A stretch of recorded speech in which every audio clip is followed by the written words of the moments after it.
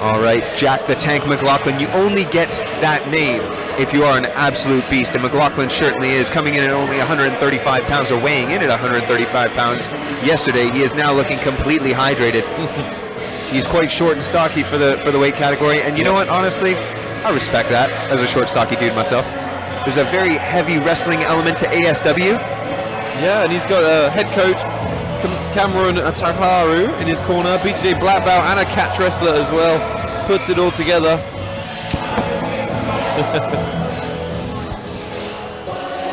Very saucy over there. Gotta love that wrestling strength.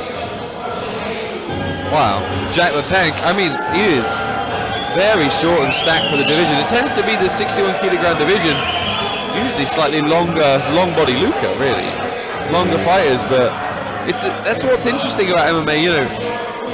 It's not just styles that makes fights, it's also body types. Like we saw in our last fight, you get a longer fighter, a shorter, stronger fighter.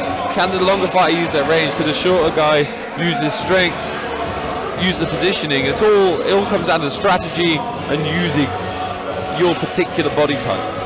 Yeah, you got to play with your God-given gifts, folks. That's what you got to do. You gotta say, these are my advantages. I like to think of MMA as a big pizza, right? But it's not, it's like one of those cool pizzas you get from Domino's where it's like half tandoori, half Mexican chicken, half, what else do you like? Double bacon cheeseburger, that's a great one I like. And then there's a little bit of vegetarian in there. But those are all those different elements of mixed martial arts, whether it's wrestling, striking, well, you go wrestling, boxing, kickboxing, Muay Thai, you go jiu-jitsu and submission wrestling, lucha libre. You will all have various strengths, and if you can make them fight in your corner of the pie and keep them there and know what kind of reactions they're going to have, you can pin them down and make them fight in uncomfortable situations. That's what I always tried to do, and I know you tried too, Chris. You would bait the takedowns, just triangle people back into, you know. It's always the goal. It's the best thing in the world I ever heard. The guy was fighting Chris Fence, and he was like, I knew I was in trouble when I was fighting him one moment, and then I was on a desert island the next moment, dipping my toes in the sand. There's been a slight issue here, Steve. I wonder what's going on. Is it the shorts? I'm going to go and have a little nose. I'll be right back. I like it when you do this, Steve. Go and investigate for us. All the people at home want to know.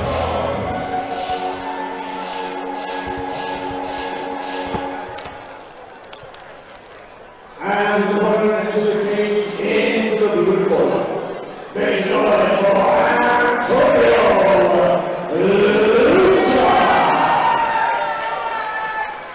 Antonio Longbody Louca. Steve, give us the inside scoop. What's going on? All right, I had to have a good look myself, folks. All right, it is the length of the toenails of Jack Mcloughlan are just seen to be just a little bit above regulation. You're allowed about 1 millimeter of white, you know, that white little bit that sticks out at the end. Honestly, the guy looks like his mom hasn't been around for a little while, because it was my mom that always trimmed my toenails. So they got him. Yep.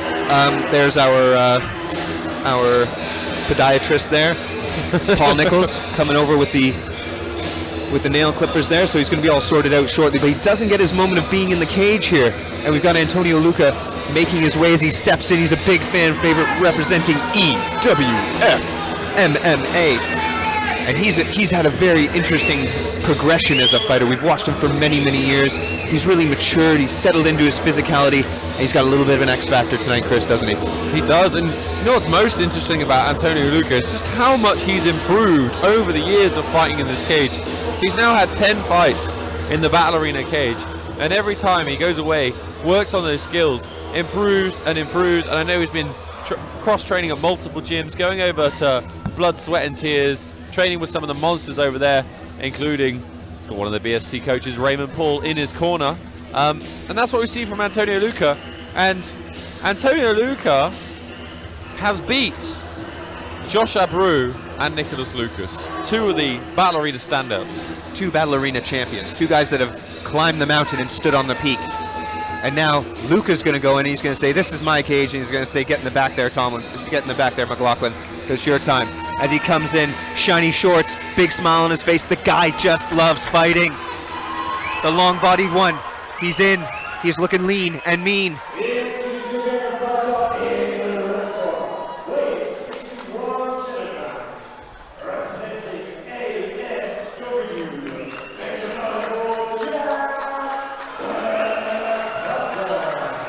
Beautiful toenails on that boy. Yeah, well trimmed. And the fighter in the blue corner, weighing 61.1 kilograms, representing EWF MMA, Antonio Long body. Antonio Longbody Louca facing off against Jack the Tank Mcloughlan. We've got Mcloughlan in the white, Longbody Louca in the green. I saw Luca's weigh-in picture yesterday. He was looking absolutely shredded. Same with Mcloughlan, though. They've just come in such incredible shape. Antonio obviously getting a little bit older into the weight category now, settling into himself. They come out and touch gloves and stand toe-to-toe for a moment. Oh, ooh, sneaky uppercut to left hook. Longbody's been eating some shots. Yeah, he's got to cover up. He's got to use it. I just feel like Antonio needs to settle into this fight a little bit, Steve. Yeah, that's hard. Got to take a moment.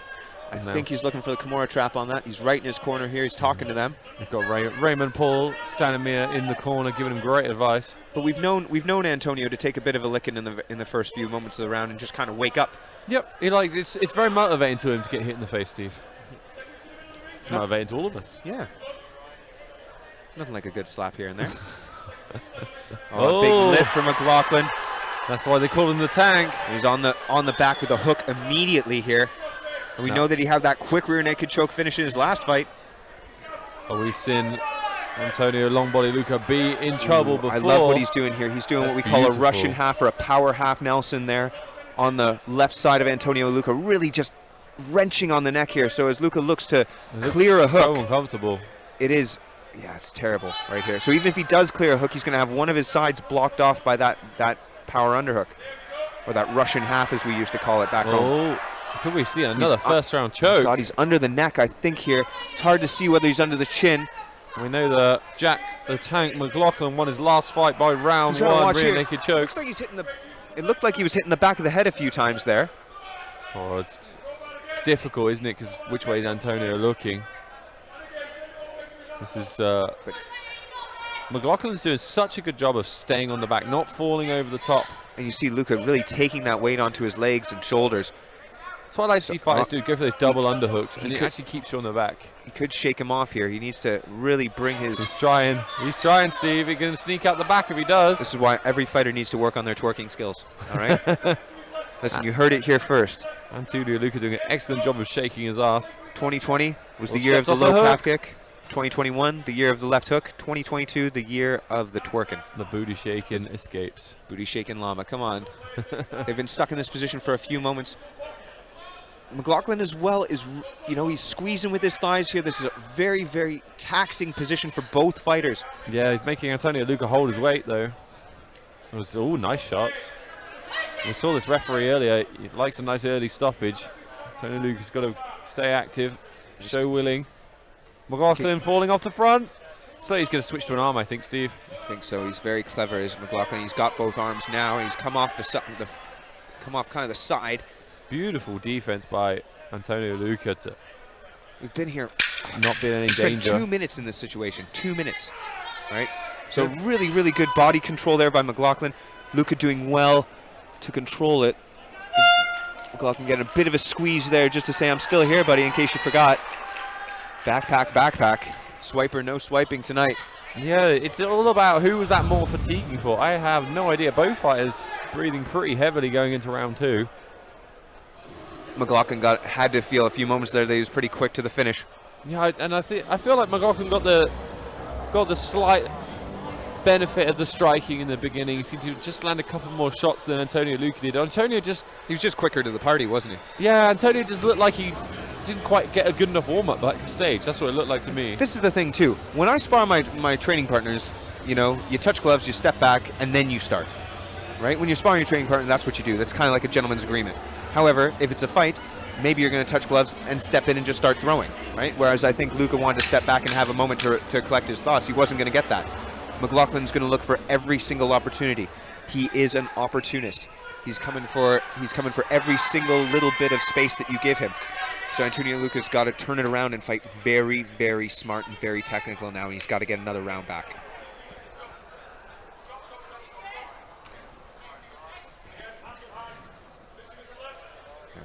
Now we're seeing Antonio settling a little bit more. Mcloughlan looks dangerous though. He does. Exchanging little kicks.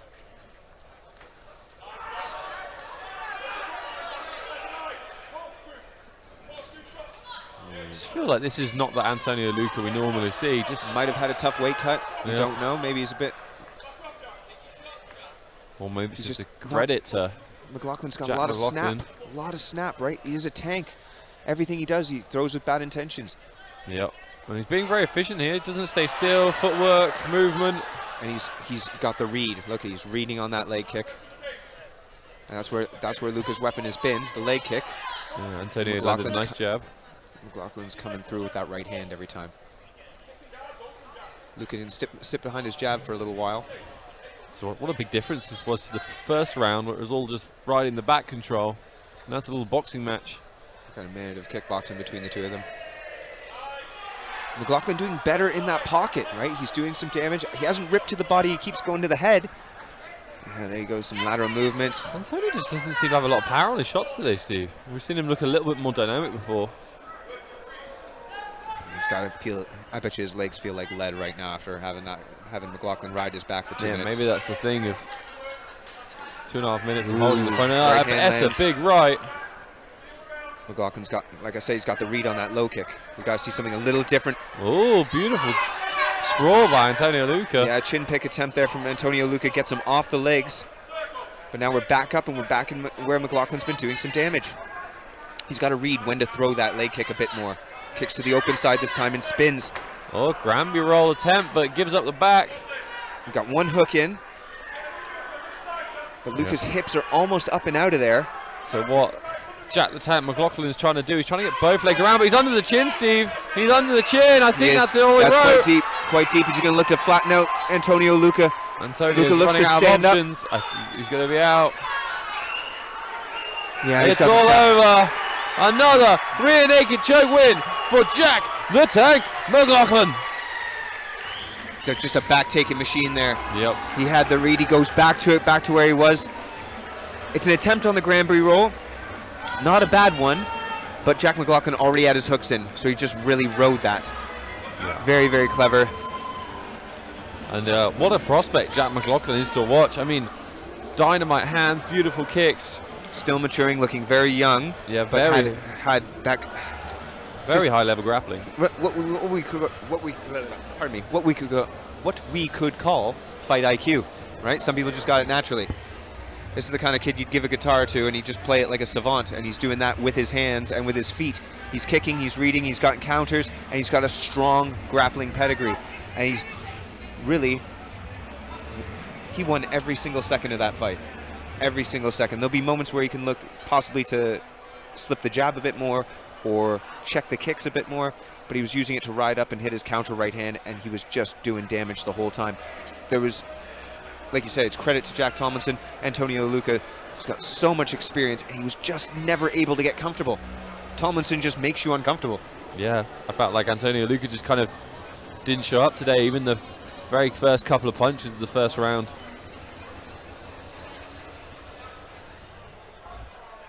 So after 2 minutes and 25 seconds of the second round, we are winner.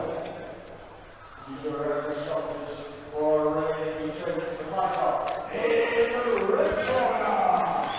Jack McLaughlin. And please, Antonio Louca.